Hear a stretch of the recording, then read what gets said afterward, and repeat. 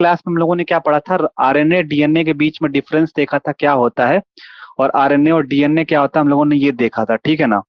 तो हम लोगों ने देखा था कि अब देखो ये 2019 में 6 नंबर में पूछा है कि discuss the role of different, एक मिनट, आर आरएनए के बारे में पूछा गया, राइबो न्यूक्लिक एसिड के बारे में, 2019 में 6 मार्क्स का क्वेश्चन है।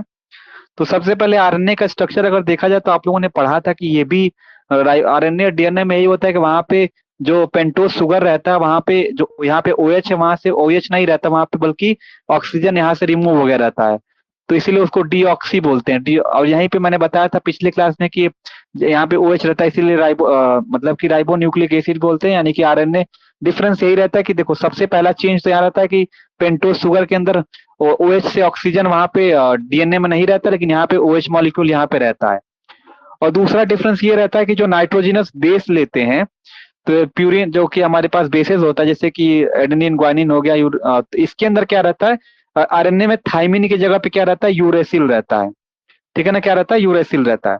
लेकिन यहाँ पे आपको क्या करना, जब आपको एग्जाम में जाना ना, तो आपको ये जो क्वेश्चन पूछा गया था आपको यहाँ पे बताना चाहिए था, बताना ये था कि मैसेंजर आरएनए का क्या काम है, ट्रांसफर आरएनए का काम क्या है। तो कभी कभी ये शॉर्ट नोट्स में अकेले अकेले पूछे गए हैं कि ट्रांसफर आरएनए देखो 2013 में पूछा हुआ 3 मार्क्स में कि स्ट्रक्चर और फंक्शन बताओ टी आरएनए का क्या होता है, क्या स्ट्रक्चर और फंक्शन है। राइबोसोमल आरएनए के बारे में पूछा गया था कि आर आरएनए के बारे में बताओ कि क्या होता है, ठीक है ना। तो इसीलिए पीडीएफ आपको देना बहुत जरूरी था और इसके बारे में बताना था कि भाई एक बार आरएनए को डिटेल में पढ़ लीजिए, ताकि अगर आपको एग्जाम में पूछा जाए तो आप यहाँ से, अगर शॉर्ट नोट्स में भी पूछा जाए, एमआरएनए के बारे में पूछा जाए, तो आप बढ़िया से एक्सप्लेन कर सके क्या होता है, ठीक है। अब यहाँ पे देखा जाए तो आरएनए जो बेसिकली होता है आपको साइटोप्लाज्म के अंदर देखने के लिए मिलता है या फिर न्यूक्लियस में देखने को मिलता है। यानी कि जो आरएनए आपको कहाँ पाया जाता है, तो साइटोप्लाज्म के अंदर और न्यूक्लियस के अंदर आपको देखने के लिए मिलता है। और साइटोप्लाज्म देखोगे तो साइटोप्लाज्म के अंदर ये देखोगे फ्रीली आपको देखने के लिए, फ्रीली देखने को मिलेंगे यहाँ पे, ठीक है। देखो इसको हम हिंदी में एक बार बता दे रहे हैं ताकि एक बार में जो पीडीएफ तुम पढ़ोगे तो एक बार में समझ में आ जाएगा कि मैं क्या कहना चाह रहा हूँ।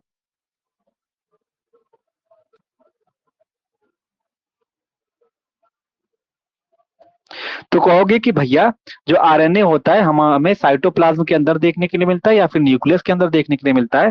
फिर आपने ये बताया कि भैया ये हमारे जो साइटोप्लाज्म के अंदर या फिर आपको राइबोसोम के अंदर भी देखने के लिए मिलता है। कहोगे कि आरएनए को हम लोग माइटोकॉन्ड्रिया के अंदर से भी हम लोग डिटेक्ट कर सकते हैं, ठीक है, क्लोरोप्लास्ट के अंदर से भी डिटेक्ट किया जा सकता है। यहाँ तक क्लियर है। कुछ जो प्लांट वायरस होते हैं जैसे कि राइबो वायरस हो गया, उसमें भी जो जेनेटिक मटेरियल की तरह काम करता है वो आरएनए ही काम करता है, यानी कि आरएनए का जीनोम होता है, कुछ प्लांट के अंदर भी देखने को मिलते हैं जिसको हम लोग राइबो वायरस के नाम से जाना जाता है। अब यहाँ पे देखेंगे केमिकल कंपोजिशन क्या होता है आरएनए का। केमिकल कंपोजिशन देखा जाए तो सबसे पहले आप बताओगे कि ये सिंगल स्ट्रैंड होता है और डीएनए जो होता है डबल स्ट्रैंड बेसिकली होता है। फिर यहाँ पे कहोगे कि जो यहाँ पे न्यूक्लियोटाइड का जो चेन रहता है वो अनब्रांच रहता है, ठीक है। आरएनए में अगर देखा जाए तो लगभग लगभग 1000 न्यूक्लियोटाइड पाए जाते हैं, ठीक है। अच्छा ये कहोगे न्यूक्लियोटाइड से आप क्या समझते हो, तो न्यूक्लियोटाइड मतलब होता है, न्यूक्लियोटाइड तीन चीज से मिल के बना रहता है। पहला फॉस्फेट फॉस्फेट ग्रुप रहता है, फॉस्फेट ग्रुप रहता है, और प्लस दूसरा क्या हो गया पेंटोज शुगर हो गया, और तीसरा आपका क्या हो गया नाइट्रोजनस बेस। तब तीनों nitrogenous base plus pentose sugar plus phosphate group, तीनों को जब हाइड्रोजन बॉन्ड से लिंक करते हैं उसी को हम लोग न्यूक्लियोटाइड कहते हैं। तो ये एक न्यूक्लियोटाइड, ऐसे ऐसे आपको 1000 न्यूक्लियोटाइड मिलके हमारा क्या बनता है, आरएनए बनता है। आरएनए जो होता है सिंगल स्ट्रैंड रहता है, ठीक है। यहाँ तक कोई दिक्कत कोई परेशानी बताइए। पिछला वाला जो क्लास किया होगा ना उसको एकदम बढ़िया समझ में आ जाएगा मैं क्या बोलना चाह रहा हूँ। तो पीछे वाला नहीं किया होगा भाई वो उड़न छू रहा होगा। वही चीज देखो यहाँ पे लिखा गया कंसिस्ट शुगर 4 नाइट्रोजनस बेस, कौन कौन सा हो गया, तो कहोगे कि एडेनिन हो गया, साइटोसिन हो गया, ग्वानिन हो गया, यूरेसिल हो गया। हाँ वेरी गुड स्वाति। अब यहाँ पे देखेंगे टाइप्स ऑफ आरएनए क्या होता है। तो कहोगे कि when DNA is a genetic material then the different type of RNA are non genetic, ठीक है, they are synthesize from the DNA template. तो ये कहोगे कि भैया जाहिर सी बात है आरएनए जो होगा, अब आपने पढ़ा होगा कि पहले क्या बनता है, डीएनए से आरएनए बनता है तो बोलते हैं क्या, ट्रांसक्रिप्शन बोला जाता है। और आरएनए से जब प्रोटीन बनता है तो हम लोग ट्रांसलेशन बोलते हैं, जिसको तीनों को हम लोग सेंट्रल डोगोमा के नाम से जाना जाता है। तो यहाँ पे बताओगे ना कहीं जब डीएनए हमारा जब जेनेटिक मटेरियल था, तो हमारे जो अलग अलग टाइप के जो आरएनए रहते हैं वो हमारे नॉन जेनेटिक होते हैं। तो ये कहोगे जो आरएनए हमारा सिंथेसाइज हुआ है, बना है, वो कहीं ना कहीं डीएनए के टेम्पलेट से ही तो सिंथेसाइज हुआ है। डीएनए से फिर आरएनए बनता है, फिर आरएनए से हमारा क्या बनता है, प्रोटीन बनता है। श्रेया माइक कैमरा मत ऑन करो, ठीक है। तो कहोगे कि जब प्रोटीन सिंथेसिस होता है, जब प्रोटीन का सिंथेसिस होता है तब आपको आरएनए तीन तरीके से डिस्क्राइब किया जाता है। सबसे पहला क्या होता है, एमआरएनए, मैसेंजर आरएनए। दूसरा हमारे पास क्या होता है, टीआरएनए। और उसके बाद तीसरा हमारा क्या होता है, राइबोसोमल आरएनए होता है। तो सबसे पहला क्या होगा, एमआरएनए, जिसको हम लोग मैसेंजर आरएनए का काम करते हैं। ये कब हम, ये देखो आपने बताया ना कि जो टाइप्स ऑफ आरएनए आपको कब देखते हैं, जब हमारा प्रोटीन का सिंथेसिस होता है तब हमें देखने को मिलते हैं तीन तरीके का। तो मतलब मैसेंजर आरएनए जो एमआरएनए होते हैं, मैसेंजर का काम करता है, प्रोटीन का सिंथेसिस जब होने वाला रहता है तब।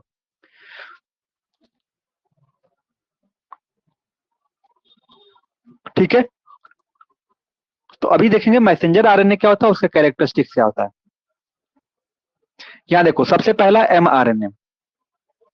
mRNA is synthesized as complementary strand to RNA of structural gene। तो ये कह रहा है mRNA जो होता है एक कॉम्प्लीमेंट्री स्ट्रैंड जो होता है आरएनए के लिए सिंथेसाइज होता है, और ये जेनेटिक इंफॉर्मेशन कैरी करता है, मैसेंजर मतलब मैसेंजर के रूप में काम करता है। तो कहोगे ये अपने साथ जेनेटिक इंफॉर्मेशन कैरी करता है। ठीक है। कहां से, तो क्रोमोसोमल डीएनए से आगे की तरफ क्या होता है, आरएनए की तरफ ये क्या करता है, मैसेंजर या जेनेटिक इंफॉर्मेशन बेसिकली कैरी करता है। ठीक है। कहां से, क्रोमोसोमल डीएनए से साइटोप्लाज्म की तरफ। ठीक है। जब हमारा प्रोटीन का सिंथेसिस होने वाला रहता है तब हमारा क्या होता है, हमारे पास ये इंफॉर्मेशन कैरी करता है, कहां से, क्रोमोसोमल डीएनए से cytoplasm for the synthesis of protein. फिर बताओगे, it forms about 5 to 10% of total RNA present in the cell. तो कहोगे लगभग 5 से 10% टोटल आरएनए इस सेल के अंदर देखने को मिलते हैं। तो आपने एमआरएनए में क्या देखा, मैसेंजर आरएनए की तरह काम करते हैं। ये कॉम्प्लीमेंट्री स्ट्रैंड जो होता है यहाँ पे सिंथेसाइज होता है, क्योंकि जो यहाँ पे जो ये जेनेटिक इंफॉर्मेशन या मैसेंजर कैरी करते हैं कहां से, तो क्रोमोसोमल डीएनए से साइटोप्लाज्म के अंदर। साइटोप्लाज्म एक सेल है। कब ये होता, हमारा प्रोटीन का सिंथेसिस होने वाला होता है तब। ठीक है। और फिर लगभग 5 से 10% टोटल आरएनए बेसिकली इस सेल के अंदर प्रेजेंट रहता है। फिर कैरेक्टरिस्टिक हेडिंग डालोगे, फिर बताओगे कैरेक्टरिस्टिक्स में कहोगे, it is formed as complementary strand to one of two strand of the DNA. ठीक है। फिर उसके बाद कहोगे कि ये मैसेंजर का मैसेज कैरी करता है या जेनेटिक इंफॉर्मेशन कैरी करता है आगे की तरफ। ठीक है। फिर उसके बाद कहोगे कि जो कुछ इंफॉर्मेशन होगा अब ये जो बेसिकली कोडॉन होंगे या इस कोड करके हमारा आगे की तरफ लेके जाता है, क्योंकि मैसेंजर आरएनए एक टेम्पलेट की तरह काम करता है, फिर आगे चल के प्रोटीन सिंथेसिस बनाने में मदद करता है। ये सबसे लीस्ट स्टेबल होता है। ठीक है। फिर जो मॉलिक्यूलर एमआरएनए होता है वो हेट्रोजीनस नेचर के अंदर होता है। ठीक है। और इसीलिए इसकी जो साइज होती है वो डिफरेंशिएशन भी देखने के लिए मिलता है, साइज भी अलग देखने के लिए मिलती है। तो कहोगे कि इसकी जो हेट्रोजेनिटी होती है वो दो मेन फैक्टर पे डिपेंड करती है। पहला वो है कि size of number of cistron, और साइज ऑफ प्रोटीन मॉलिक्यूल के ऊपर डिपेंड करता है। तो ये आप यहाँ पे 3-4 कैरेक्टर्स के बारे में लिखोगे। ठीक है। फिर यहाँ पे देखते हैं क्या दूसरा पॉइंट हमारा क्या होता है, राइबोसोमल आरएनए क्या होता है। ठीक है। देखो हालांकि मैंने अगर देखा जाए मैक्सिमम चीजें कवर कर दिया है, डीएनए आरएनए बाकी जो चीजें हैं, फेडरिक सारी एक्सपेरिमेंट हो गए, क्या डिजीज हो गए, जेनेटिकल पोर्शन मैक्सिमम कवर हो चुके हैं। यही 2-3 टॉपिक बचे हुए हैं, इसको तुम लोग को हम पढ़ा दे रहे हैं। फिर इसके बाद तुरंत हम जूलॉजी पेपर 2 पे उसका नोट्स हम लिख चुके हैं, तुम लोग को तुरंत शेयर कर देंगे। ठीक है। देखो अब राइबोसोमल आरएनए के बारे में पढ़ते हैं, ये क्या होता है। तो कहोगे it form 70 to 80% of total RNA of the cell. लगभग राइबोसोमल आरएनए आपको देखेगा लगभग 70 से 80% आपको 80% सेल का यहाँ पे देखने को मिलता है। ठीक है,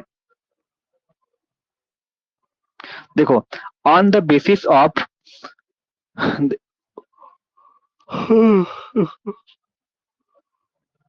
on the basis of sedimentation coefficient of ribosomal RNA, eukaryotics या ऑफ ये जो होते हैं राइबोसोमल आरएनए जो बेसिकली होता है वो बेसिकली 4 टाइप के होते हैं। एक 25S टाइप होता है, एक 15S टाइप का होता है, ठीक है।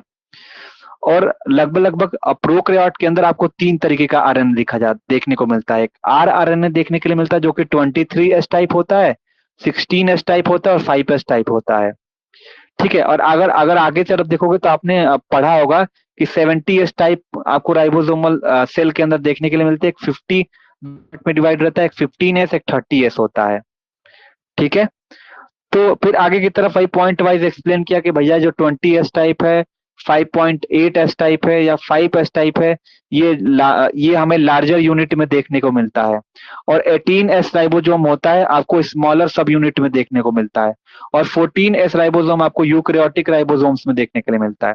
फिर नेक्स्ट पॉइंट हेडिंग डालोगे, बताओगे 23S और 5S जो होता है लार्ज सब यूनिट जैसे कि 50S राइबोसोम यूनिट में देखने को मिलता है। और 16S जो होता है आपको छोटे छोटे राइबोसोम्स में देखने को मिलता है।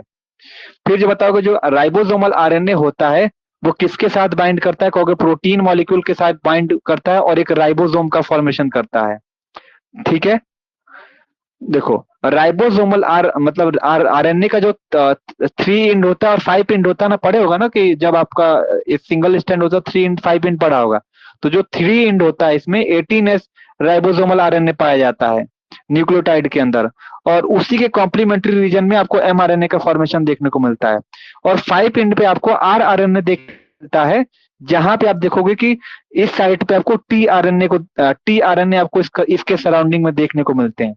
जो rRNA होता है, जो राइबोसोमल आरएनए होता है, वो बहुत ही ज्यादा स्टेबल होता है, ठीक है। इसीलिए इसको बार बार यूज किया जाता है, अगेन एंड अगेन इसको यूज किया जाता है, ठीक है, प्रोटीन सिंथेसिस में। और जो आरएनए होता है वो कहाँ से सिंथेसाइज होता है, तो सेकेंडरी कंस्ट्रक्शन जो साइट हमारे पास है क्रोमोसोम्स के अंदर, वहां से आपको सिंथेसाइज होता हुआ दिखाई देता है। तीसरा पॉइंट डालोगे ट्रांसफर आरएनए, ये लगभग लगभग सेल में लगभग 10 से 15% ही पाया जाता है।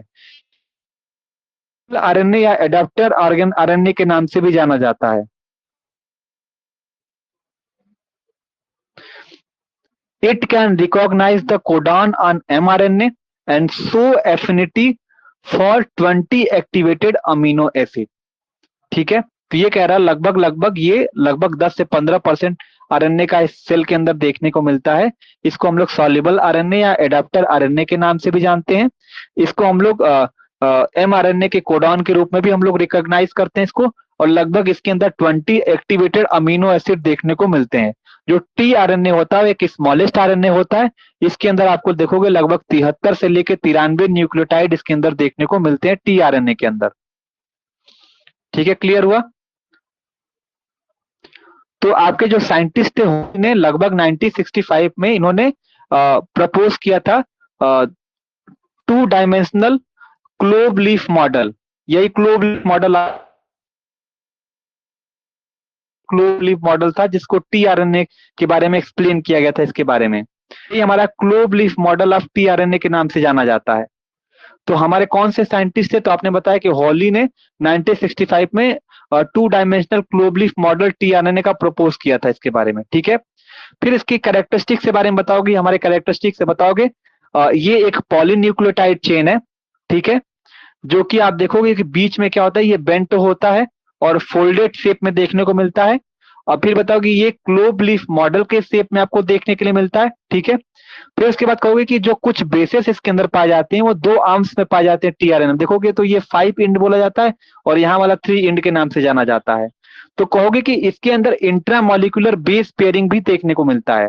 कहोगे 3 इंड पे जो पॉलीन्यूक्लियोटाइड चेन होता है, ठीक है, वहां पे आप देखोगे साइटोसिन या एडेनिन बेस सीक्वेंस देखने के लिए मिलता है, ठीक है। और 5 इंड पे देखोगे तो वहां पे आपको ग्वाइनिन बेस देखने को मिलता है। फिर जो बेंट वाला जो नीचे वाला रीजन है, जो बेंट चेन है वहां tRNA मॉलिक्यूल का, वहां पे एंटीकोडॉन के लूप देखने को मिलते हैं, जहां पे अलग अलग तरीके के नाइट्रो के 3 सीक्वेंसेस देखने को मिलते हैं। इसीलिए इसको mRNA कोडॉन्स के नाम से जाना जाता है। इसीलिए इसका अगर इसके बारे में देखा जाए तो टोटल 4 रीजन के से हम लोग इसको पहचानते हैं। पहला होता है क्या, अमीनो एसिड बाइंडिंग साइट। तो कहोगे कि हम लोग थर्ड एंड पे टीआरएनए के चेन पे आपको अमीनो एसिड का बाइंडिंग साइट देखने के लिए मिलता है। दूसरा क्या हो गया हमारा, क्या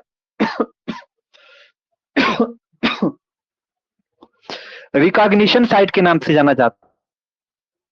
ठीक है, रिकॉग्निशन साइट के बारे में देखा जाए तो ये हमें कमांड प्रोवाइड करता है। तो it command the attachment of correct amino acid to the tRNA molecule through the attachment of enzyme to this site. और तीसरा हमारा हो गया एंटी कोडॉन या कोडॉन रिकॉग्नाइज साइट। तो कहोगे कि ये जो साइट होता है, तो कहोगे दिस साइट है 3 अनपेयर बेसिस, जैसे कि इसको बोलते हैं ट्रिपलेट ऑफ बेसिस के नाम से जाना जाता है, जिसका जो सीक्वेंस होता है वो कॉम्प्लीमेंट्री होता है ट्रिपलेट कोडॉन के एमआरएनए के अंदर। इसीलिए हम लोग इसको डिटरमाइन करते हैं पेयरिंग ऑफ टीआरएनए से। ठीक है, तो ये भी हमारा 3 पार्ट में होता है। पहला होता है राइबोसोमल रिकॉग्निशन साइट जो अटैचमेंट प्रोवाइड करता है। ठीक है, और ये आप अपना फिगर बना के दिखा देना कि हमारा होता है साइट ऑफ अटैचमेंट हो गया, साइट ऑफ अटैचमेंट हो गया, और ये हमारा फ्रेगमेंटेशन साइट हो गया, ये हमारा डी एंटी कोडॉन यहाँ लूप हमें देखने के लिए मिल गया, और यहाँ आपको राइबोसोमल साइट हो गया। एक एक ये जो फिगर बना लोगे और इसके बारे में देख के करके एक्सप्लेन कर दोगे। अब देखो राइबोसोमल साइट है, इसके अंदर क्या मिल रहा है, ग्वानिन ग्वानिन देखने को मिल रहा है। एंटी कोडॉन में आपको क्या देखने के लिए मिल रहा है, ये देख लो। फिर उसके बाद site of amino acid attachment आपको क्या है, साइटोसिल और ग्वानिन ज्यादा देखने को मिल रहा है थर्ड एंड पे। तो यही चीज इसको फिगर में देख के एक बार लिखना है इसके बारे में। ठीक है, हालांकि उतना इंपॉर्टेंट इस बार के लिए नहीं है, लेकिन तुम लोग को सिलेबस कंप्लीट कराना था तो हम इसलिए इसको बता दिए, उतना मन से हमको बताना नहीं था। ठीक है अमन, एक बार पीडीएफ को पढ़ना, रीड करना, जहां नहीं समझ में आएगा तुम लोग बताना। स्वाति, अमन,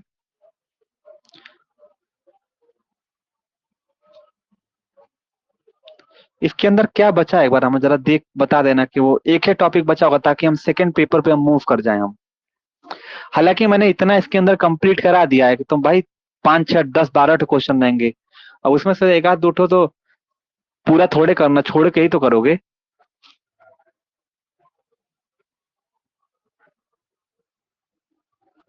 चलो लेफ्ट कर जाओ।